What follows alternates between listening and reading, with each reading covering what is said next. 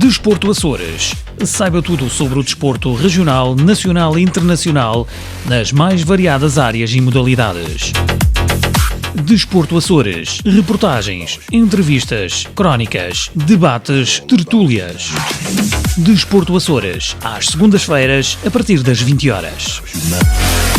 Apresentação e produção de Pedro Sousa. Bom dia, boa tarde, boa noite aos nossos espectadores e telespectadores, onde quer que estejam, seja na diáspora açoriana, seja nas ilhas ou Portugal continental. Começamos com a 8ª temporada, a primeira tertúlia do programa Desporto Açores. Neste programa temos mais um excelente convidado, mais uma pessoa do futebol com experiência e com resultados que estão à vista de toda a gente. Neste programa, relembrar que a partir de amanhã, portanto, e de hoje à tarde também, na Rádio Diaspora Media Group nos Estados Unidos, Rádio Linha Horizonte, Rádio Lumena 107.1, 90.0, Rádio Asas do Atlântico, Rádio Audiência Portugal Continental, temos também da Portuguese Channel nos Estados Unidos e a televisão portuguesa Califórnia da Rádio Portugal USA. Temos aqui para falar de vários temas, mas principalmente perceber o que é que está por trás deste homem, portanto, do profissional, que é António José Marreco Gouveia, conhecido como Tosé Marreco, no mundo das lides futebolísticas. Foi treinador principal do Farense, Gil Vicente, do Tondela, Oliveira do Hospital e da Académica. Sabendo disto, quero-vos pedir que estejam desse lado, que nos acompanhem, porque vão tirar muita aprendizagem, muito conhecimento, e agradeço, antes de passar à primeira questão, ao Mr. Tosé Marreco por estar cá presente connosco. Sei que chegou de uma viagem e quase que o tempo é contado aos minutos. Bem-vindo. Obrigado, Pedro. É um gosto falar deste tipo de convites, sempre absolutamente disponível. Foram uns dias agitados, mas quando há vontade tudo se encaixa. Temos agora a primeira questão, e a questão é saber um pouco da sua história e o que é que está por trás deste percurso até à data, e é quem é Tosé Marreco no mundo do futebol, no mundo do desporto. Queremos conhecê-lo para além daquilo que aparece nas imagens dos canais de futebol. Foi a carreira como eu costumo às vezes dizer, consegui fazer uma carreira como jogador quando não era expectável, quando nunca fui uma grande promessa, mas consegui construir uma carreira como jogador mediana, sabendo que aquilo que eu sempre quis desde pequeno era sempre gostei mais da parte da liderança, do jogo, do treino, e essa parte sempre das decisões sempre me atraiu, e sou dos que começou desde muito cedo, que tu também deves conhecer alguns, provavelmente, os football managers, os elefutes, por aí fora, esses jogos de treino, de jogo que me puxaram muito para este gosto. Fiz uma carreira, como disse, mediana, e depois entrei no mundo, deixei de cedo, acabei a carreira muito cedo como jogador, e depois entrei neste mundo que me tem levado até aqui, e que me tem dado muita coisa, também tem retirado outras, mas tem-me feito feliz naquilo que é o dia-a-dia quando estou neste trabalho. A parte que está por trás desta parte profissional, e eu acho que um treinador é sempre há uma base que é comum àquilo que é o homem, que é o treinador, que eu acho que é essencial na forma como pensamos, na forma de estar, naquilo que temos como princípios base, mas depois, obviamente, que não sou a mesma pessoa que está às vezes em frente às câmaras e que é com o meu filho. Portanto, eu acho que isso é normal, se bem que a base que me caracteriza enquanto homem é aquela base que me caracteriza enquanto treinador e enquanto líder de um grupo que tenho que dar o exemplo. Uhum. Aproveitando essa questão da liderança e do ser treinador e do que se perde e do que se ganha, eu queria passar aqui um vídeo e o Mr. José Marreco comenta que muitos trabalhos, mas muitos, inúmeros trabalhos, eles são desvalorizados de maneira muito injusta e cruel. A gente vive numa sociedade que premia o dinheiro e premia só o primeiro colocado. Então eu garanto a vocês que se a gente não tivesse vencido a Taça Libertadores... Deixe-me colocar no início, que isto não está no início. Eu acho que quando a conquista é sempre muito importante, todo mundo trabalha para conquistar os campeonatos, as grandes taças.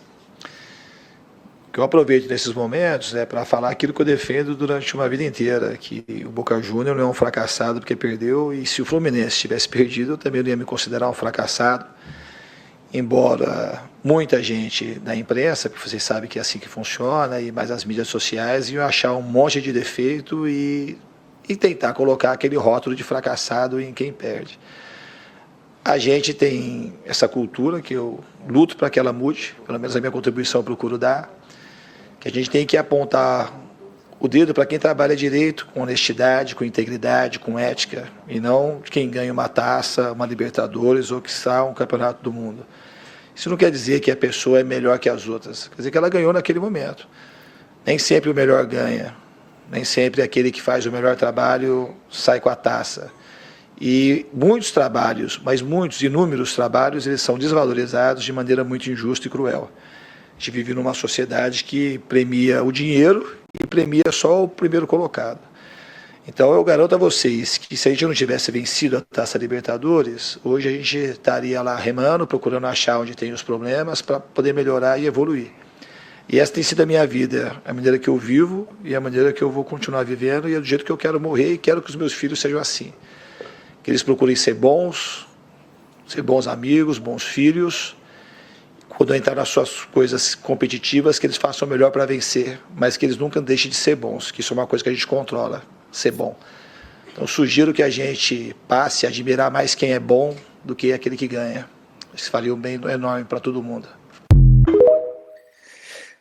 Mister, é o primeiro vídeo que eu lhe coloco em relação a esta questão de sabendo que são menos aqueles que ganham do que aqueles que não ganham. Olha, está aí uma série de questões envolvidas. Eu não gosto sempre, procuro focar-me e dar o exemplo, não ir buscar a outros, mas falar muito daquilo que é o meu exemplo para também não ferir suscetibilidades e para não... Uhum. Eu fui buscar este exemplo porque tínhamos ali ao mesmo tempo o treinador da seleção brasileira e de uma equipa do brasileiro. Sabes que eu, por exemplo, aquilo que eu vivi, esse drama interno neste pós-época, que é de não conseguir concretizar um objetivo coletivo, porque não conseguimos a manutenção no Farense, mas eu olho em tudo o que se passou, em tudo o que fizemos, em tudo o que trabalhamos, e não consigo apontar nada. Erramos, claro que erramos, os jogadores erraram, claro que erraram, eu errei, claro que tomei mais decisões em alguns momentos, mas aquilo que é, e esse sim também é o meu foco, aquilo que é o trabalhar, o diário, o ser absolutamente sério, o abdicar de tudo para estar ali a cumprir objetivos, o entregar completamente à causa, o ser efetivamente muito competitivo e saber que fizemos muita coisa bem. A minha consciência está absolutamente tranquila, que era difícil fazer melhor, porque tudo fizemos. E a partir daqui a minha consciência que não esteve, porque quem é obcecado com o trabalho, e eu tenho esse defeito, quando não consegue concretizar um objetivo, não dorme bem. Isso é um problema que eu tenho internamente que resolver e que o ir trabalhando, porque fizemos tudo. Nós fizemos absolutamente tudo, eu fiz tudo, eu abdiquei de tudo para tentar resolver um problema que em muitos momentos conseguimos e que a partir de certa altura não esteve nas minhas mãos de conseguir achar solução. E eu penso muito nessa forma de estar, que é de ser absolutamente sério, absolutamente responsável, absolutamente de dar tudo de nós para que as coisas corram bem. Depois entra obviamente aqui a outra parte, que é a parte do futebol, que é um mundo à parte naquilo que é as emoções e naquilo que é as avaliações. Há contextos e mentalidades diferentes, mas ainda são poucas. Dou-te o exemplo do Company, que desceu em Inglaterra e foi para o Bayern, que teve uma má época em Inglaterra e depois no ano a seguir foi para o Bayern. Isto é possível no Brasil ou em Portugal? Não é, isso é absolutamente impensável.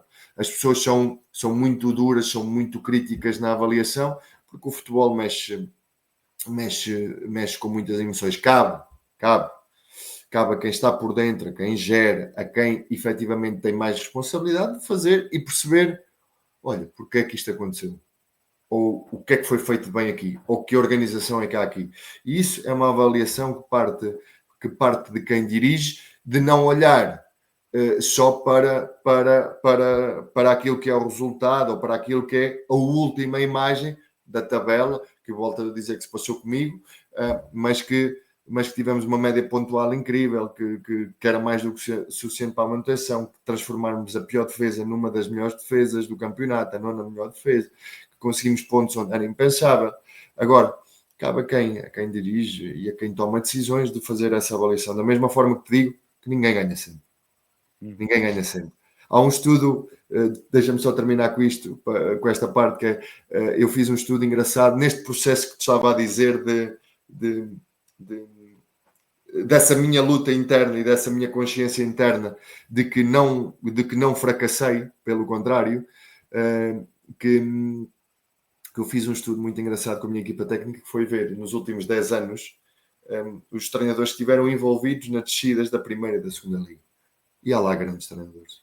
E é engraçado fazer essa análise, porque ninguém ganha sempre. Ninguém ganha sempre. Agora, é lógico que o resultado sabemos que é importante, mas que em algumas avaliações não pode ser decisivo. Juntando esta análise que temos aqui, o Mr. Luís Castro fala da comunicação para dentro e para fora. E muitas das vezes a questão do risco está nas emoções. E quem anda à volta do futebol e que, como está aqui num artigo de opinião, se consegue dissociar, portanto, o profissional do adepto, a pessoa que vai com uma percepção da realidade ou uma ideia já com preconceito associado àquilo que é a sua emoção, a sua paixão, e pode condicionar. Dito isto, e pondo este tema aqui à discussão, não vamos discutir o artigo da opinião, mas vamos discutir em si e falar sobre a comunicação para dentro e para fora, os perigos que tem, como treinador e líder. O próprio Luís Castro falava numa das suas prelações de conferências, falava da diferença e dos cuidados que temos que ter com essa comunicação. O que é que tu achas, José Marreco, em relação a esta questão? Sabes que o controle das emoções é muito decisivo. Eu dei por mim, já aconteceu, e foi coisas que eu também fui trabalhando, de dizer coisas demasiado a quente em alguns momentos. Nós treinadores temos um problema que se chama flash interview, que é muito, em muitos momentos pós-jogo, que nós nem é impossível termos, às vezes temos ideia que o jogo corre de uma forma e depois vamos a rever em casa e o jogo foi diferente. Passado 10 minutos do jogo acabar, temos o microfone à frente com tudo aquilo que ninguém sonha, o que é estar num banco, e nós podemos parecer em muitos momentos absolutamente tranquilos, e acredito que eu já tive muitos momentos absolutamente tranquilos, mas é uma montanha de emoções, da importância da tomada de decisão, nos momentos de tomar decisões em segundos, que nos leva ali a passar por uma série de emoções, e acaba o jogo e temos que responder a uma série de questões que não sabemos quais são e que estamos envoltos nisto. E, portanto, esse controle das emoções, esse respirar fundo pós-jogo, eu apercebi-me que tinha que fazer, tinha que me fechar, respirar fundo, para depois ir falar. Agora, eu tenho sempre uma base com tudo o que isso de bom e de mau acarreta, que é a verdade. A verdade. Eu, se achei que o adversário foi melhor e que merecia ganhar, eu já o disse. Eu, se achei que fomos melhores e que merecíamos ganhar, eu vou dizê-lo. Eu tenho por base a verdade sempre, seja para fora, seja interna.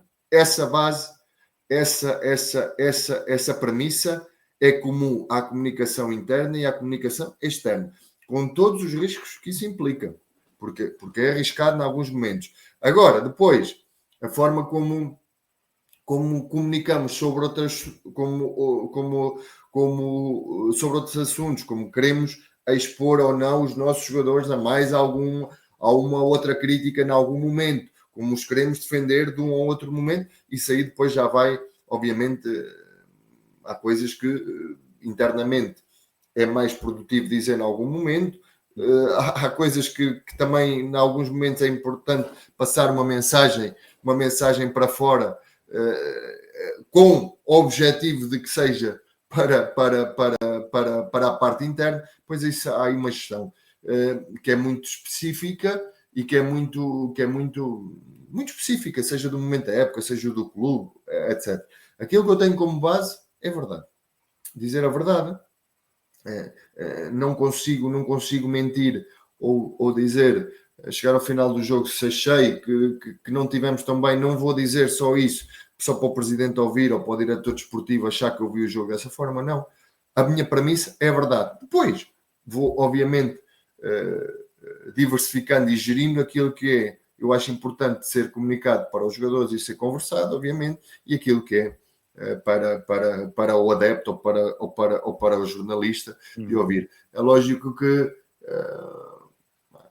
é normal também esse controle deveria haver um controle das emoções também dos próprios jornalistas, que obviamente que é decisivo, e que por mais às vezes que seja natural, é o poder da pen, é o poder da caneta. Tem que ser controlado, e eu acho que temos, efetivamente, temos bons jornalistas. Acho que os canais acho que devíamos ter melhores programas sobre futebol. Acho que isso não temos. Aquilo que é discutir o jogo, que é discutir o pormenor do jogo, a parte tática. Acho que temos... O Canal 11 acho que veio ajudar. Ajudou, obviamente que o Canal 11 foi muito importante nessa parte. Foi decisivo. O Canal 11 deu uma lefada de ar fresco em muita coisa, e nessa parte foi importante. E acho que deveríamos, mesmo os próprios comentadores, nós vemos jogos comentados pelo Carlos Carvalhal ou pelo Luís Castro, que foram uma delícia, porque estão a explicar o que é que se passa ao jogo, e muitas pessoas não percebem o que é o jogo, ou pensam que é 11 contra 11 e a correr e ponto. Não, o jogo tem muito mais, e era importante também passar esse conhecimento para uma literacia futebolística. Eu achava decisivo, achava muito importante, em alguns momentos, as pessoas perceberem o porquê de algumas coisas, e perceberem o porquê de algumas substituições, e perceberem o porquê de uma análise do que está ali a passar, no jogo. Achava importante. Tu vês isso, sentes isso quando vês este tipo de pessoas a comentar os jogos. Foi o Carlos Carvalhal há pouco tempo que assisti, como o Luís Castro, etc., como já tiveram tantos, que percebes ainda mais o que é que se está a passar, o que é que se está a passar no jogo, e eu acho que isso era decisivo. Normal haver. Eu tive uma frase no ano passado que foi dita à quente, mas que foi muito pensada, porque já tinha pensado antes, mas disse ainda quente no pós-jogo, que foi: o futebol dá de comer a muita gente. E há muita gente que não faria mais nada e que está a debitar às vezes opiniões. Nós fomos, por exemplo, no Farense, no ano passado, fomos muito maltratados. Foi um pré-jogo com o Benfica, que fomos extremamente maltratados, quase diria insultados, num determinado contexto. São coisas que tem que ter absolutamente cuidado, mas que lá está, que não somos nós que controlamos. Portanto, cabe-nos a nós respirar fundo e dar a devida resposta depois em campo, e ter a consciência, volto a dizer, consciência tranquila de que tudo fazemos. Vou aproveitar a sua genuidade para falarmos agora. Estamos a falar um pouco do macro, portanto, do contexto, da cultura, e depois descemos, até porque, sabendo que na viagem a cultura que fez agora, a cultura vai ser fundamental para qualquer situação que decida, portanto, é um elemento fulcral na decisão. Quero passar para a questão dos recursos, os recursos financeiros e algo externo, que é o 12º jogador. Eu adicionei aqui a questão do campeonato inglês. Podemos ver aqui, de alguma forma, é claro que no campeonato inglês existe um grande investimento, e estamos a falar do campeonato inglês para o campeonato português, e podemos falar depois, como o Mr. José Marreco teve no Farense, por exemplo, dos 3 primeiros, em relação ao Farense, essa decalagem que existe entre orçamentos que, de alguma forma, também são fundamentais para essa diferença. Mas também podemos referir, e aqui há a situação do próprio Palmeiras, que foi líder e uma das grandes forças, das maiores forças do Brasileirão, em que o próprio Mr.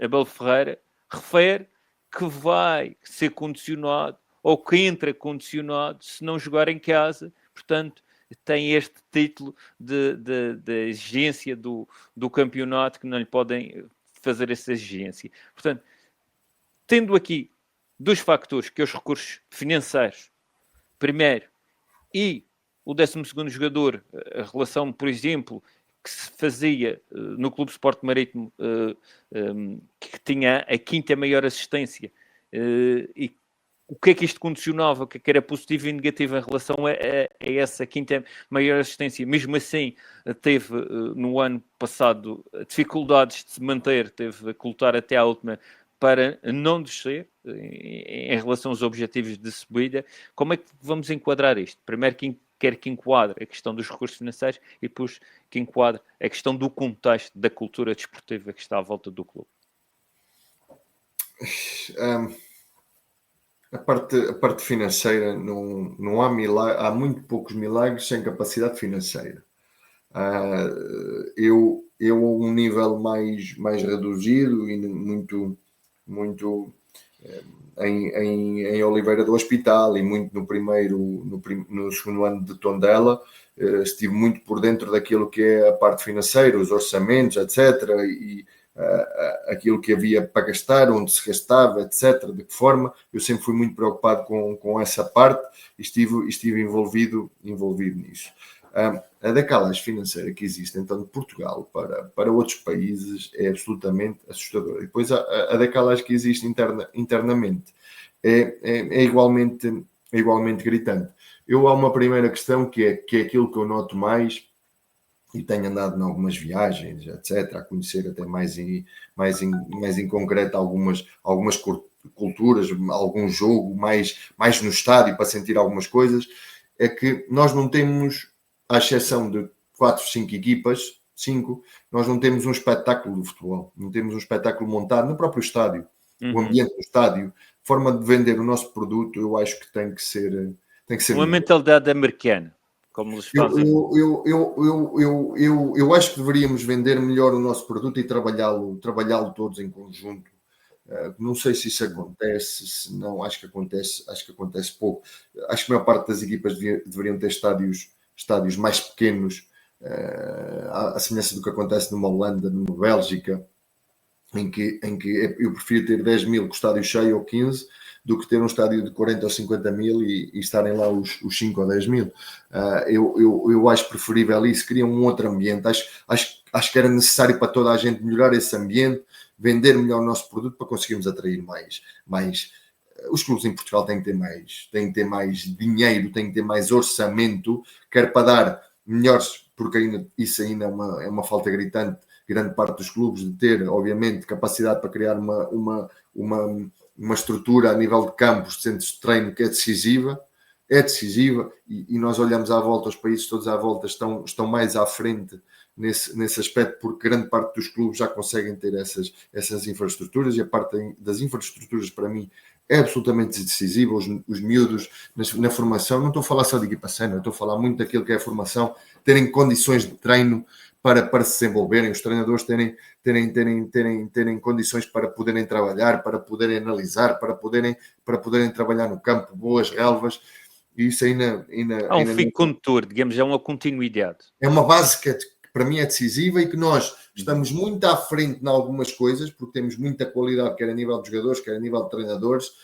e nesta parte ainda não está um pouco desfasada. Deveríamos agora aumentar esta de dar condições de infraestruturas essencialmente a todas as equipas para conseguir, mas isso é um problema que não é só a federação, não, é um problema geral. As autarquias têm que estar envolvidas, o governo tem que estar envolvido para que uma coisa destas seja feita de forma eficaz, porque senão é muito difícil que isso aconteça. Esta da calagem financeira, obviamente, tu podes ter uma prospecção muito boa, podes ter um scouting muito bom, mas a parte financeira é decisiva para conseguires ir buscar aquele jogador, para conseguires fechar aquele jogador na altura certa. Essa parte é absolutamente decisiva. Esta da calagem financeira só é combatida, na minha opinião, com maior publicidade, com maior merchandising, com maior investimento externo, muitas das vezes. Portanto, eu não vejo outra forma de a fazer, mas temos que equilibrar mais.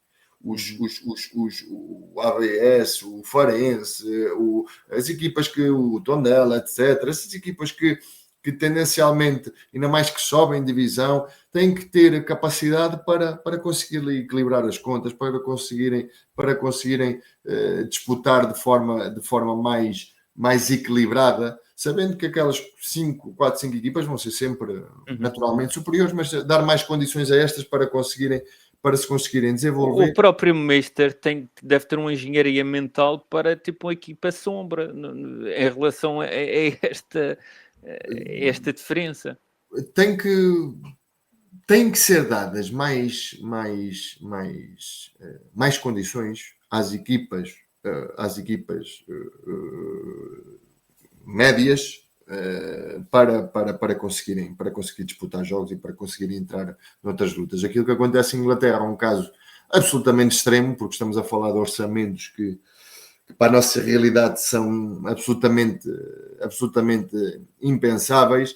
Nós também no futebol temos uma carga fiscal enorme também, e somos uns contribuintes exemplares, porque pagamos de forma estratosférica também, a nível de impostos. Portanto, tem que haver aqui um equilíbrio nesta gestão. Tem que se vender melhor o produto, tem que haver maior aposta, tem que haver uma melhor condição de base e tem que se vender, tem que haver outros ambientes nos jogos. O meu filho, eu fui com o meu filho à Espanha fomos ver 4 jogos em 4 dias.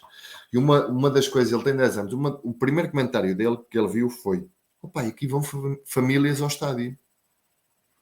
É uma coisa vai a esposa, vai o marido e vão os 2 filhos, que é uma coisa que tu não vês aqui porque não sabes se vai haver confusão ali ou lá, porque os estádios não têm, alguns não têm as condições de vida, as condições, porque os bilhetes às vezes são caros. Uma família de 4 ou 5 pessoas, 4 pessoas quiserem ir ao estádio, se calhar deixam sem. É uma loucura, não é? Para os salários que temos. E foi o primeiro comentário dele quando estávamos ali para entrar no estádio, ali à volta para entrar. Foi o primeiro comentário de quem percebe claramente a diferença naquilo que é o espetáculo, depois os espetáculos pré-jogo, o investimento que há nisso. São coisas que deveríamos fazer. A parte da cultura, não sei se aqui da parte financeira ficou fechado. Sim. Até o Mister fui buscar um pouco da parte da cultura, porque se tiver estádios mais cheios, já referi nisso, da Bélgica e de outros países, dá sempre... diminui a diferença. Digamos que o 12º jogador consegue minimizar a diferença. Influência. Eu vi um Levante Barcelona nessa semana, um Levante inacreditável, o estádio do Levante, uma coisa, um Villarreal, que é uma vilazinha tão pequena, inacreditável o ambiente. Portanto, são estádios ainda por cima ali pequenos, mas que têm um ambiente absolutamente inacreditável. E esta parte da cultura, depois, para terminar esta parte, eu já falei sobre isto uma vez, que é a forma de jogar tem muito a ver também com a cidade em que estás inserido, com as pessoas em que estás inserido, com a envolvência que estás inserido. Eu dou às vezes esse exemplo, que já o pensei várias vezes, e que é aqui muito próximo de mim, que são equipas para mim muito especiais, que é a Académica e o Tondela. Que é, tu não podes jogar da mesma forma em Coimbra e em Tondela. É completamente diferente. Tu, em Coimbra, se vais querer jogar um futebol absolutamente direto, em que não haja, ou que seja mais de transição, as pessoas não vão gostar. O público aqui em Coimbra quer um futebol apoiado, quer qualidade, quer um tipo de jogo mais rendilhado. Em Tondela, quanto mais o jogo se tornar direto, mais agressivo, melhor. Se a linha defensiva faz mais alguns passes, já o público se calhar torna o jogo um bocadinho mais desconfortável. E para mim é estas diferenças que temos também perceber, ver onde é que estamos inseridos, que tipo de adeptos vamos ter, para depois também, porque os adeptos são decisivos para criar um bom ambiente, para criar uma boa casa e para criar dificuldades ao adversário. Mas nessa análise, a estrutura toda tem que perceber o contexto, até porque tem que ter artistas para esse tipo de espetáculos. Sabes, tem que haver essa música. Sabes que acima de tudo, e isso tenho aprendido ao longo dos anos, é as lições que eu vou tirando, se presidente, diretor-geral ou diretor desportivo e treinador não pensam da mesma forma, difícil as coisas resultarem. É decisivo este pensamento comum, na forma de estar, na forma de jogar, na forma na tomada de decisão. Para mim é absolutamente decisivo. E temos, calhar, eu vou dando exemplos, porque são exemplos que eu penso e que acho que é mais fácil também para as pessoas às vezes perceberem aquilo que eu estou a dizer, e dando exemplos. Nós tivemos esse exemplo muito bem definido, que foi no Sporting do Ruben, do Hugo Viana e do Presidente, que havia claramente uma linha comum de pensamento na tomada de decisão, com toda a certeza que discordaram muitas vezes, mas que havia uma tomada de decisão comum, havia uma proteção ao treinador enorme, e isso, essa linha comum de pensamento, para mim é absolutamente decisivo. Vamos então passar agora um pouco ao processo e falamos na questão sociológica, numa dimensão mais sociológica, e queria trazer aqui uma questão mais... também pode ser macro ou meso, numa questão mais pequena, mas é a questão também que já falou o Mister da parte da saúde mental, do processo não só dos jogadores. Aqui vemos a questão de um dos jogadores, o Rodrigo Varanda, mas podemos também colocar a questão nos treinadores, como referi, a título de exemplo, uma questão mais micro, mais específica, que foi a questão das flash interviews. Aqui, digamos, neste estudo, para sustentar um pouco aquilo que a gente fala, temos uma série de situações que ainda têm que ser melhoradas, em que é um processo que tem que ser melhorado, e referimos aqui o acesso, tanto numa questão mais básica do psicólogo como do psiquiatra, numa questão mais evoluída, mas temos aqui uma série de situações que acontecem e que, portanto, o contexto já anda a analisar essas situações. Antes de ir para outra dimensão, a questão física, queria-lhe que tivesse uma análise em relação a isto, tanto na avaliação, como implementação, como na própria controle destes elementos, que é a dimensão tanto psicológica do próprio staff, como dos próprios jogadores. Onde é que estamos a este nível? A parte... Eu estou absolutamente convencido absolutamente convencido. A parte mental comanda e gera absolutamente tudo. Um jogador equilibrado, mentalmente resiliente, é um passo decisivo para o rendimento. Nós temos que sacar o máximo de rendimento dos jogadores. E para mim parece-me absolutamente essencial, primeiro, o conhecimento sobre o jogador. O conhecimento de como o jogador tentar, quanto mais rápido nos apercebermos de como aquele jogador funciona, qual é o processo mental dele, qual é que é a forma de pensar dele, de encarar a dificuldade, o contexto onde vem de forma mais simples podemos chegar ao jogador. Eu tento sempre, por exemplo, para a época, ou quando entro a meio num clube, fazer um simples questionário para perceber as origens do jogador, a envolvência familiar do jogador. Tem ali uma série de questões que, para eu perceber qual é que é o contexto, o que é que o envolve, quem é que está de volta dele, com quem é que ele partilha o dia-a-dia, quem são as referências dele, para tentar dali logo perceber se foi criado numa família com 4 ou 5 irmãos, se veio de uma zona difícil do Brasil, se foi criado em berço de ouro, como costumamos dizer.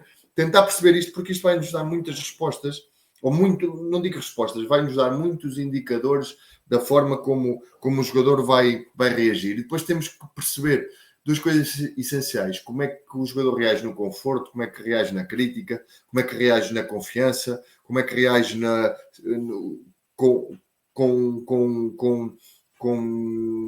nas palminhas, como eu costumo dizer, de ter tudo.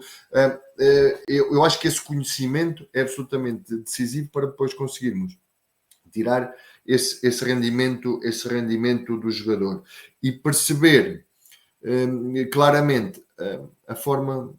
O jogador é um ser muito especial na forma como pensa, na forma como se gera, na forma... Eu tive conversas no ano passado e há 2 anos com outro jogador para eu tentar perceber. Tive um jogador que estava claramente em a carreira dele não estava a ir por um bom caminho, e eu falei com ele para tentar perceber, e eu falei com ele, e a culpa era de toda a gente, menos dele, no aspecto de dizer, eu podia ter feito isto. Não, a culpa era do A, ou era do B, ou era das nuvens, ou porque chovia, ou porque estava sol, e em nenhum momento houve dizer assim, não, eu posso fazer mais alguma coisa. Da mesma forma que tenho atletas que tinha o contexto familiar de onde veio era de tal forma difícil, estava disposto a tudo, está disposto a tudo para conseguir se ingrar, porque precisa daquilo, porque tem fome, porque eu acho que um jogador tem que ter fome sempre, tem que ter uma vontade, tem que ter sempre fome. Se está demasiado confortável, eu acho que um jogador demasiado na zona de conforto perde a sua essência e perde o seu rendimento. E depois, eu lutei contra isso, que e se calhar cometi esse erro no ano passado, que nós temos que ter momentos em que temos que sair da parte do contexto esportivo. Nós temos que sair daquele mundo onde estamos envolvidos para conseguir tomar melhores decisões, para conseguir estar esse equilíbrio, porque se nós estamos demasiado no problema, nós às vezes precisamos de sair um bocadinho para ver o problema de cima, para conseguir tomar melhores decisões. Isso acontece quer com os treinadores, quer com os jogadores, de conseguir às vezes sair daquela bolha, analisar, ver onde é que estamos a errar e não nos penalizarmos demasiado com o erro, porque ele vai acontecer com toda a gente. Muito bem, eu estou aqui a fazer algumas edições de, portanto, situações reais que se passaram com treinadores e com jogadores e ver que essa situação tem influências tanto positivas ou negativas, caso do tratamento, como o Mister estava a falar, no próprio indivíduo, como quem está à volta. Portanto, isto também tem o impacto coletivo. Certo, às vezes, sabes, às vezes é a própria imagem que passamos para fora, de alguma fragilidade ou de alguma insegurança que, quer nós queiramos, quer não, as nossas ações, as nossas reações, às vezes falam mais que as nossas palavras. E, portanto, temos que as controlar também e geri-las de forma a que sejam também coerentes e a que deem a imagem que nós queremos passar. Nós, às vezes estou arrebentado por dentro, no aspecto, estou absolutamente destroçado, mas eu tenho que chegar à segunda-feira e se eu mostrar essa cara perante os jogadores, o que é que vai ser? O que é que vai ser da semana? O que é que vai ser daquilo? Se eu tiver primeiro, jamais baixar a cabeça, jamais. No dia que eu sinto que já não tenho energia, tenho que sair porque já não sou o líder certo para ali estar. Ainda mais, eu acho que um líder tem que ser absolutamente exemplar na forma de estar e de trabalhar. Portanto, se eu vejo um líder cabisbaixo, é complicado. Uhum. Eu queria passar agora para uma situação mais de não só de jogo, mas uma questão a parte tática do jogo também, portanto, já ir para a dimensão mais tática e mais estratégica do jogo. Eu tenho aqui duas situações para analisarmos, mas depois tenho a situação do próprio treino em si, do próprio não o exercício, mas a questão de trazer isto para o treino, preparar isto para o treino. A primeira questão foi dos cortes que eu fiz, numas análises que eu fiz, trouxe de uma forma mais limpa para vermos aqui no programa. Tem a ver, portanto, a questão do pontapé de saída, em que fazem muitas das vezes a maior parte da contabilização que eu tenho feito direto. Deve ser uma questão de treino e também de ponto forte da equipa, ou uma questão de moda ou uma questão de padrão.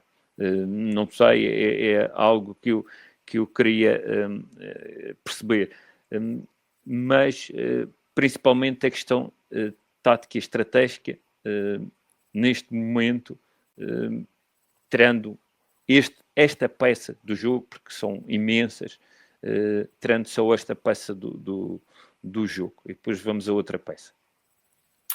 Falando concretamente desta, o porquê? Ou qual... Eu, pessoalmente, eu acho que isto também é um bocadinho, como estavas a dizer, de modas, entre aspas. A realidade é essa. Sabes que os treinadores roubam ideias uns aos outros. É um jogo do gato e do rato, mas nós andamos constantemente a ver o que é que aquela... Eu pessoalmente faço isso, o que é que aquela equipa faz, de que forma, porquê, para tentar perceber, às vezes, e para tentar acrescentar ideias, fazem sentido, se não, se podem fazer sentido para nós na nossa forma de jogar ou não. Eu acho que aqui o pontapé de saída, agora até vemos muitas equipas só a ganhar terreno.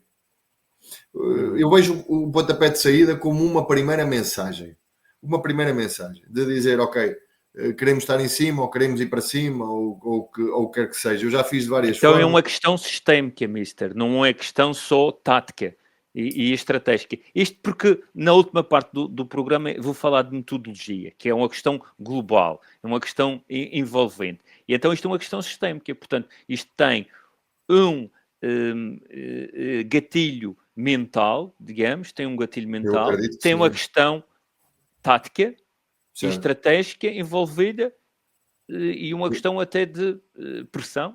Eu vejo como isso, como uma primeira mensagem para o jogo, um primeiro sinal para o jogo, daquilo que, ainda mais se estás a jogar em casa, de pôr logo a bola perto da área adversária para criar aqueles primeiros minutos algum frisson. Depois já tem saídas mais apoiadas, como vimos também, o PSG, etc., como fez, até fez golo numa delas, de saídas mais apoiadas, tendo em conta aquilo que possam ter observado no adversário, da subida da linha, e de aproveitar para isso, para atacar a profundidade, mas eu vejo como uma primeira mensagem. Eu, pessoalmente, quando tenho a fazer alguma coisa diferente, faço isto no -1, algumas repetições, e para treinar aquilo que queremos, mas eu interpreto sim muito como uma primeira mensagem emocional, do que também tem uma parte estratégica, mas mais uma primeira mensagem daquilo que é para o jogo. Ok. Agora vamos ao próprio jogo. Uma questão positiva e a questão do vídeo positivo também, gostaria que me passasse essa informação. Portanto, temos uma organização ofensiva, digamos. Quem é este jogador que faz a ruptura? É o médio? O médio ainda joga no Marítimo, Não é o Danilovic? Danilovic, exatamente. Ok. E fazemos aqui uma pequena análise também. Eu sei que os mestres também gostam de ver. Sim, eu acho que isto é do ano passado, não é? Sim, o ano Isto é passado. do ano passado. Isto está aqui duas questões interessantes para quem analisa, que é essa anda para trás, um bocadinho. Essa primeira questão que é o ala que está aberto no corredor a receber, e depois o espaço que se liberta ali, aquilo que chamamos os half spaces, que são para a ruptura do médio. Os half spaces são a zona, para quem não sabe, a zona entre a área e 10, 12 metros para dentro da linha lateral, e depois contar ali também 12 metros para 10 metros para a zona da pequena área, esse corredor que fica definido. E aí há uma ruptura muito, muito interessante, e depois a coisa para mim que ainda é mais interessante, que essa ruptura vindo de trás é difícil de controlar. Depois aquilo que me parece ainda mais interessante e que causa sucesso é a questão da quantidade de gente a atacar a área. Se parares ali no momento do primeiro cabeceamento, estão quatro homens a atacar a área, e isso dá-te uma maior probabilidade de conseguir fazer gol. Vamos enquadrar isto numa questão do jogo. Portanto, o Marítimo está a perder 1-0. Tem que ter esses homens na área. E em relação à atração também do jogo para a bola. Neste caso, a questão, se calhar, do excesso de desequilíbrio em relação à tração à bola. E não me parece que a atração à bola seja um grande problema. Aqui, se reparares, até está uma superioridade defensiva 3-2 neste caso. Se reparares na zona onde o Haller recebe a bola, estão 3 jogadores do Benfica e estão 2 jogadores do Marítimo. O problema é, se reparares a seguir, primeiro, não há um encurtamento, ninguém chega ao portador, e depois ninguém controla a ruptura, nem o lateral, nem o médio controlam a ruptura. E portanto aí é o problema maior, porque a linha defensiva até está relativamente bem organizada. O ala do lado contrário, se reparares, do Benfica até está a fechar por dentro. Ok, o bloco está bem ajustado. O problema, analisando friamente, porque como tu sabes, não tinha visto estes cortes, aquilo que não é normal, é até uma coisa, é muito interessante, conseguem ter superioridade defensiva. Eu pessoalmente procuro sempre ter superioridade defensiva, ainda mais no controle de corredores. A questão é que não há um encurtamento, nem não há atitude, não há um encurtamento ao portador, e depois ninguém controla a altura. Não há comunicação entre o lateral e o médio para dizer, eu fico com ele. Isto depois depende do treinador, qual é que é as regras. Eu aqui não sei qual é que era a regra do Veríssimo neste caso, se quem controla esta altura é o médio que acompanha várias equipas que fazem de forma diferente. Quando o médio rompe, se é o central que acompanha, se é o lateral, se estiver sozinho, que acompanha, ou se é o médio que acompanha. E isto aí depende, não há opções certas, depende de qual seja a organização do treinador e aquilo que está definido. Aqui não há pressão ao portador e ninguém acompanha a ruptura. Se deixares andar um pouco mais, não há ali comunicação. Depois o médio sai, o lateral deixa ir o médio para as costas, e estar a controlar um jogador pela frente é muito complicado. E ele consegue, o central ali já não consegue, o central da direita, se reparar, já depois vai depois em atraso, e depois já desmontou a linha. Se reparares, o facto do lateral, anda para trás, o facto do lateral ter ficado na dúvida, obrigou, se reparares, o central da direita, acho que é o capitão, obrigou o central da direita a sair. Ali o homem a sair, e depois já obrigou a linha a bascular, e a entrada de homens do Marítimo, claro que causou desequilíbrio. Já aqui é uma situação até de 2-1 aqui no meio da área, que vai aparecer no meio da área. Sim, sobre um jogador. Depois isto aqui, claro, ele ganha a primeira bola, a segunda, pronto, mas essa superioridade causou, lá está, na zona da bola, causou impacto. Volto a dizer, isto é analisando friamente aquilo que são conceitos básicos, não sabendo se o lateral fez bem ou não em guardar a posição, ou se o médio é que devia ter sido, não sei. Isso aí não sei qual seria a regra. Como é que transportamos isto portanto, para o treino? Passo aqui uma ideia.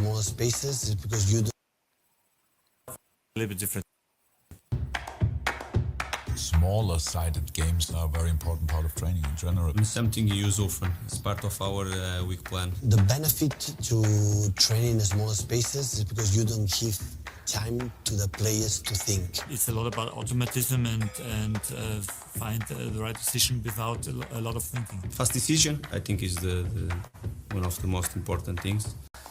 Decision under pressure. Always decide with the last touch they can decide that moment. But football is not play one touch, play two touches, or play drive the ball or make a dribbling. So football is take the right decisions in the right moment. Sometimes you have to take 2 touches, but sometimes 1, sometimes dribbling, sometimes you have to take 6 touches. So every single action is completely different. It's not the key point.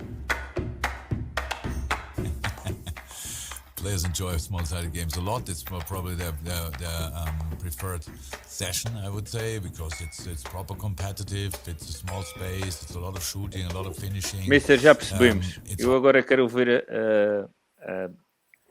se podemos transportar aquela situação do jogo. Era um pouco a minha ideia de pergunta. para os jogos reduzidos. O meu objetivo nas sessões de treino é representar e preparar, quer na parte defensiva, quer na parte ofensiva, aquilo que se vai passar nos jogos. É o meu objetivo durante as sessões de treino, é antecipar os problemas que o jogo nos vai causar e antecipar os problemas que podemos causar ao adversário, aquilo que temos que causar ao adversário. E, portanto, é tudo absolutamente representativo. Conseguimos representar sempre aquilo que queremos no treino. Os jogos reduzidos são benéficos porque há ali um ponto que é decisivo, que é os jogadores valem mais dinheiro e são melhores quanto melhores decisões tomam. Nós vemos os jogadores muito rápidos, com um drible de 1 para 1 fantástico, conseguem chegar a zonas de finalização com frequência, mas depois tomam uma má decisão. E a tomada de decisão é o momento, é o ponto mais decisivo de um jogador. Até pode ser mais lento, até podes ser mais frágil ou débil de forma física, mas se tiveres a qualidade técnica e tomada de decisão, tu vais ter sempre impacto. E, portanto, os jogos reduzidos, que é aquilo que estamos a falar neste momento, olha, se reparares, se meteres a imagem, não sei se consegues, do momento em que o ala recebe a bola, está-me a faltar o nome do Marítimo, que ele recebe a bola, se reparares,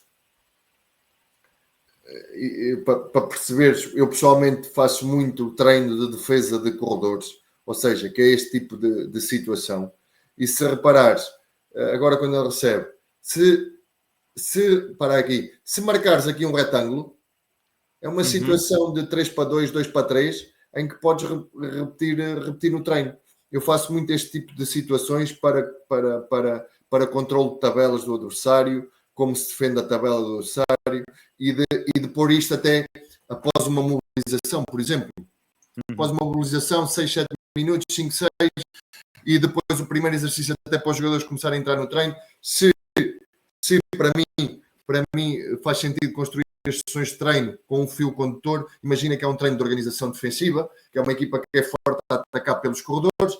O primeiro, um pós-mobilização, pode ser este tipo de exercícios que os jogadores do Marítimo, imagina, são quem está a atacar, tem ali uma zona de profundidade para atacar e está reduzido ali no retângulo e aqueles 3 jogadores têm que conseguir defender. E, portanto, podes logo inserir isto com os feedbacks que queres dar e com o conteúdo que queres passar, podes logo pôr isto numa pós-mobilização para os jogadores entrarem no treino. Aqui o treino é muito... as sessões de treino, os exercícios são muito milhentas coisas. Acho que o mais importante do que o tipo de treino é o conteúdo que tu queres passar. A forma de passar.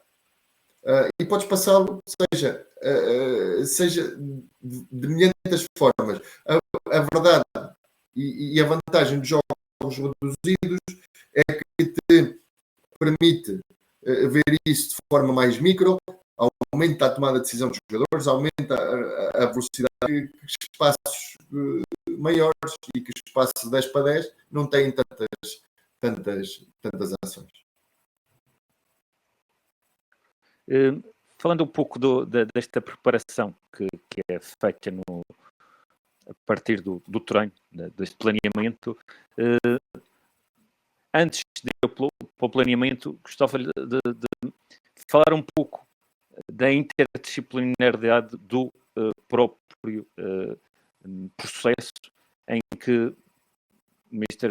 passando de Oliveira do Hospital para o Forense, esta interdisciplinaridade, este pluralismo de funções e de interações no staff com as suas várias posições e como líder máximo da tomada de decisão, têm que ser feitas de outra forma. Coloco primeiro a questão de análise em si do departamento de performance, que estamos aqui a ver, tem multiplicidade de factores e de variáveis que têm que ser, de alguma forma, escolhidas, têm que ser decididas, e passa também um pouco por si como treinador principal, para que se utilize de alguma forma essas variáveis como fundamentais. E estou a referir isto até porque e ponho aqui um tema que é o tema das balizas, porque eles estão a tentar analisar se as balizas vão ser maiores ou menores, ou se o impacto está nos golos de fora ou dentro da área. Até há estudos que os golos estão cada vez mais dentro da área do que remates de fora. Tendo em conta esta magnitude de informação, como é que processa esta informação? Pois, a parte das avaliações são decisivas para conhecermos os jogadores, conhecermos os atletas, e essencialmente uma coisa que eu acho que é cada vez mais importante, que é o risco de lesão. Prevenir e antecipar e diminuir as lesões nos jogadores. Percebermos o corpo deles, como funciona, que riscos existem, o controle de cargas, tão importante quanto as avaliações. Para mim, a gestão de cargas, o controle de cargas é decisivo, a projeção de cargas da semana, quando é que já estamos a arriscar, e há vezes que temos que arriscar, quando é que também não estamos a diminuir demasiado, porque sabemos que há aqui 2, 3 fatores que se houver 15% de variação da carga física durante a semana, há risco de lesão. Se os jogadores não atingirem a velocidade máxima pelo menos uma vez durante a semana, há risco de lesão. Portanto, há assim uma série de variantes que temos que controlar e gerir, e a avaliação que fazemos dos jogadores para isso, e para mim é o mais importante. A questão de GPS, etc., não é para avaliar se um jogador joga bem ou mal, é para avaliar, é para prevenir a lesão. Ponto. Eu utilizo o GPS para perceber isso. É lógico que me dá um outro indicador. Se eu achar que um ala fez pouco ataque à profundidade, mais do que deveria ter feito, ou que o lateral fez pouca distância, andou pouco no corredor como eu achei que ele deveria andar, o GPS dá-me essas respostas daquilo que eu vejo ao olhómetro. E, portanto, é um complemento também para isso. Outra questão que falaste foi além destas avaliações, foi da questão da própria evolução do jogo. Ok. A estatística do jogo, a estatística mais remates, menos remates. Neste caso, a abordagem foi o remate. Eu fiz esse estudo no ano passado, por causa do estudo, pedi a um dos meus analistas para o fazer, que era a percentagem de golos na área e na pequena área. E eu não te quero mentir, mas na Liga Portuguesa, eu não sei se era 80 feitos nessa zona. Isto tinha a ver por causa aqui de uma questão do ataque da área que nós queríamos trabalhar, e que eu pedi para eles fazerem essa estatística, para analisarem, para perceberem, para me darem números relativamente a isto. Eu acho que há um problema que nós temos que gerir, que é a passagem de informação. Nós agora temos tanta coisa, tanta informação, tantos dados. Nós temos que ser competentes a escolher os dados que queremos passar e que nos interessam passar. E fazer esse recolher de informação para conseguirmos passar aos jogadores aquilo que é absolutamente decisivo. Eu faço esta questão porque, por exemplo, além da situação de saber exatamente o que temos que passar aos jogadores e o que é fundamental, é preciso um domínio da ferramenta. E na ferramentas, eu tive há pouco o prazer, e depois fiz formação em fisiologia, da termografia. O Nacional faz muito isso. Faz esta na prevenção das lesões. Mas, por exemplo, a seleção adota a creatina quinase, o CK. Mas quem tem, portanto, por vezes, outros laboratórios, e acredita que faz no lactato, por exemplo, e ferramentas e o conhecimento das ferramentas para entregar a melhor análise ao treinador. O problema é que as ferramentas, como o Mister diz, já são tantas que o próprio, e vem com esta provocação, o próprio Rui Faria diz, pá, mas estão a robotizar o futebol, estão a tornar o futebol robótico.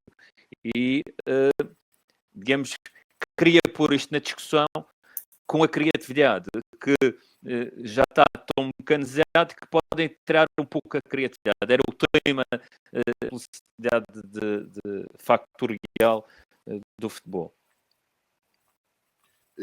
Há uma ferramenta que não podemos abdicar dela, que o grande mestre Vítor Oliveira dizia muito, que é o olhómetro.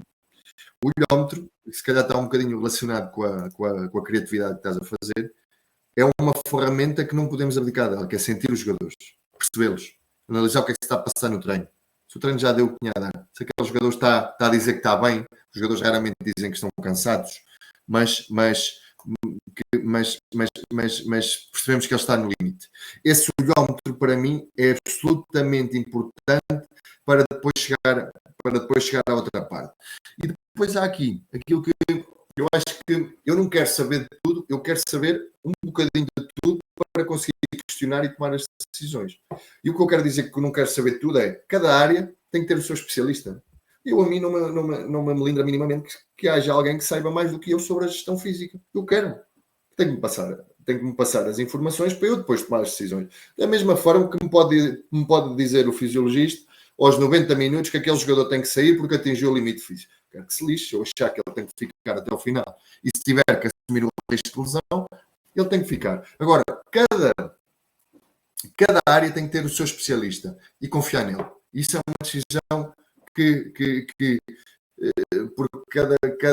cada fisiologista, cada departamento de performance pode ter a sua forma de avaliar. Nós temos é que ser coerentes naquilo que confiamos, de forma a dizer assim, ok, eles acham que é melhor, eles dão-nos estes indicadores, nós tomamos a decisão. Não sei se a termografia é melhor, não sei se os questionários, wellness, etc. Eu sei que quem está responsável por essa parte tem que ser alguém que seja especialista e em quem o clube, treinador, inserido, confie para ajudar a tomar as melhores decisões, não é a tomar as melhores decisões, para ajudar a passar as informações que são mais decisivas. E o treinador cabe fazer esta análise de dados e ter este olhómetro muito bem calibrado para conseguir tomar as melhores decisões. Muito bem, e estamos já para a questão de juntar isto tudo. Eu faço também as questões ligadas na perspectiva, por exemplo, vejo agora na parte mental que o Ministério Sousa Marreco falou, que existe curiosidade, não existe especificidade nem conhecimento, porque existe várias áreas que são especializadas em ferramentas e em trazer o melhor dessas ferramentas para melhorar, portanto, o rendimento individual e coletivo.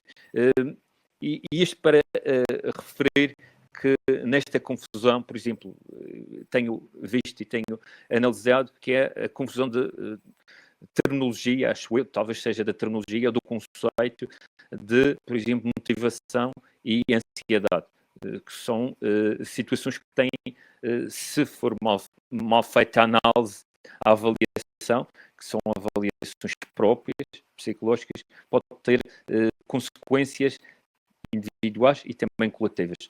Dou-lhe só aqui um exemplo que trouxe do respirar, são formações que vou treinando, do respirar, do saber respirar e de terapias como a hipnose ou terapias como o yoga e tudo mais, podemos estar aqui a referir, todas elas são benéficas, mas para o alto rendimento não é uma visão de é benéfico estar no sofá ou andar 1 quilómetro ou 2 quilómetros ou correr. Portanto, sair do sofá já é benéfico, como ter um psicólogo, é benéfico não ter ou ter. Se já se está a pensar nessa situação de uma forma mais coerente, mais fundamentada. À partida, isso já é benéfico, mas temos de trazer de uma forma coerente. Juntando isto tudo, já passamos um pouco até da parte, portanto, física, técnica, tática e psicológica e sociológica. Quero trazer então aqui a questão mais da abordagem do próprio treinador. O treinador tem a sua própria abordagem, aquilo que a gente chama de ideia de jogo, tem a sua própria metodologia, tem a sua própria sensibilidade para o jogo. Temos aqui 2 treinadores conceituados, vencedores, toda a gente sabe quem são, e que têm abordagens diferentes. Portanto, tem livros escritos por ambos.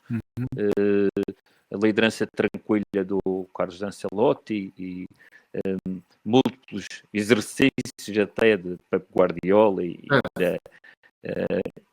as suas abordagens. E queríamos saber, numa análise metodológica, e terei esta imagem, não tem aqui a referência, mas foi da UEFA, do site da UEFA, é assim que eles referenciam os exercícios, e isto é neste caso, portanto, eles fazem desta forma os exercícios, com ou sem posse de bola, e também organizam desta forma, portanto, os exercícios. Como é que fazem a terminologia e a organização do exercício. Nisto, tendo a ideia de jogo, tendo a organização, a sua própria metodologia, eu trago aqui a minha parte, que é um artigo científico para o pós-doutoramento, na Universidade da Beira Interior, que é a tomada de decisão do treinador. Portanto, é o processo da tomada de decisão do treinador. Tendo isto tudo, neste estudo, foco mais dos estudos tem sido na seleção dos jogadores. Portanto, uma questão, os jogadores já que vão trazer a solução. Outra é na utilização da informação. E outro é no próprio exercício do treino. Portanto, eu quero saber, depois desta nota prévia, como é que o Mr. Tosa Marreco faz a sua ideia de jogo, como é que aborda a sua metodologia. Deixa-me dizer que para mim não há uma forma errada de treinar ou uma forma correta de treinar ou de jogar. Eu acredito que eu ainda não consegui, por causa dos desafios que tenho tido, ainda não consegui criar um modelo de jogo ótimo. Ou seja, eu tenho um modelo de jogo ótimo, mas tive que me adaptar e eu sou a favor de adaptar aquilo que é o nosso modelo de jogo em função dos jogadores que temos. E, portanto, eu faço constantemente essa adaptação. No Gil defendemos a 4, atacamos em 4-3-3, no Farense defendemos a 5, no Tondela fomos gerindo muito em função daquilo que é os jogadores que temos disponíveis, o tal contexto que estou a falar, a envolvência cultural que estamos a falar, mas muito indo àquilo que são as características dos jogadores para os potenciar ao máximo. Aquilo que eu acho importante ou melhor, decisivo, são 2 coisas, que é trabalhar de forma coerente em função daquilo que definimos. Para mim não está errado um treinador que queira jogar futebol direto, não está nada errado. Para mim não há uma forma correta de jogar. Para mim o que é correto é treinar em função disso. Ou seja, não é estarmos a pedir durante a semana, ok, vamos jogar com os centrais, vamos jogar com os médios e depois chegamos ao jogo, jogamos com o lateral e batemos na frente. Agora, se a nossa ideia de jogo for o ataque à profundidade, que se trabalhe em função disso. Não há para mim uma forma correta de jogar. Ou se a nossa ideia for defender em bloco baixo e atacar rápido, que se treine em função disso. O que eu acho importante é que a mensagem para os jogadores seja a mensagem oral, seja a mensagem que passamos no treino, nos conteúdos do treino, seja aquilo que nós queiramos para aplicar no jogo. Isso para mim é o mais decisivo e é isso que eu quero fazer. A minha semana é feita em função do jogo, de função daquilo que queremos preparar para o jogo. Forma de defender, forma de atacar. Ponto. E depois entra outra parte da liderança. E esta parte, não sei se é tão importante, mas se calhar sabemos, é praticamente 50-50, que é a forma. Eu já tive treinadores que se calhar não treinavam também durante a semana, mas conseguiam liderar os seus jogadores e conseguiam levá-los ao limite e tirar o rendimento máximo deles na forma como lideramos. E temos vários tipos de liderança, umas ajustam-se melhor a um grupo, outras ajustam-se melhor a outro, ou o próprio treinador ajustar essa liderança. Eu já não fui o mesmo treinador em termos de liderança no Gil que fui no Farense. Não fui. Tive que ajustar porque os problemas eram diferentes, as situações eram diferentes. Ou não fui o mesmo líder em Tondela. Não. Fui ajustando em função do grupo de homens que tinha à minha frente, em função dos problemas que eu sentia que tínhamos, e fui ajustando essa liderança. Sabemos que o Ancelotti tem um tipo de liderança, sabemos que o Mourinho tem outro, sabemos que o Guardiola tem outro. Não são todos top? São. Agora, a questão é ajustarmos e trabalharmos em função daquilo que é o nosso grupo, em função da minha opinião, não haver um futebol certo ou errado, que há muito essa questão que agora parece que só se joga bem se jogar de uma determinada forma. Eu não vejo assim, respeito todas as formas de jogar. O que eu acho, e assim, isso sim, tem que ser coerente, é a forma como trabalhamos e como passamos essa mensagem para os jogadores. Muito bem. Estando agora nos últimos momentos do programa e agradecendo a presença do Mister, vou-lhe fazer a última pergunta, deixando-lhe aqui a provocação que é sempre depois isto que acaba nas conversas, que é temos um prazo de validade menor do que os próprios jogadores. O prazo de validade dos treinadores é um prazo de validade menor, dependendo já da carreira do jogador ou do treinador, mas no caso do treinador esse prazo de validade só aumenta, portanto, consoante isto que eu vou vos passar.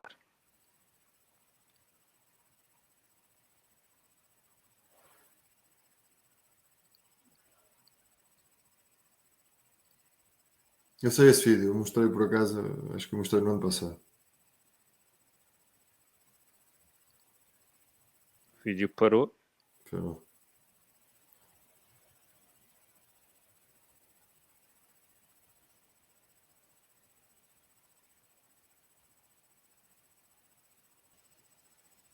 No momento final de revelação, para depois fazer a última questão, que tem a ver com, sabendo que é a última questão que faço a todos os convidados, sabendo o que sabe e com o percurso que teve até a data, José Marreco entra numa cápsula do tempo, volta atrás e encontra José Marreco mais novo. Sim, sim. E o que é que lhe diz em relação ao futuro? Olha, se calhar duas coisas importantes, que é o respirar fundo em alguns momentos. O respirar fundo. O respirar fundo no aspecto de há lutas que não precisas ter. Há lutas que não precisas travar. Há palavras que não precisas de dizer. Algumas que não precisas de ouvir. Mas essas não dependem de ti. Agora, aquilo que tu controlas, a forma como as tais emoções que tu tens, respirar fundo em alguns momentos. Deixar a poeira assentar, porque o tempo é aliado e o tempo resolve grande parte dos problemas e das inquietudes que temos. E às vezes queremos resolver demasiado rápido, respondemos demasiado rápido e somos demasiado precipitados naquilo que que fazemos nessa tomada de decisão, seja a nível profissional, seja a nível pessoal. Por último, aquilo que eu faço, e isso tenho mantido desde o início, que é aliado a isto, que é o pensar pela tua cabeça. Sempre. O não deixar que o pensamento da sociedade, o pensamento de quem está à tua volta te condicione naquilo que tu és e naquilo que é a tua tomada de decisão. Tens que ouvir, tens que analisar, tens que refletir.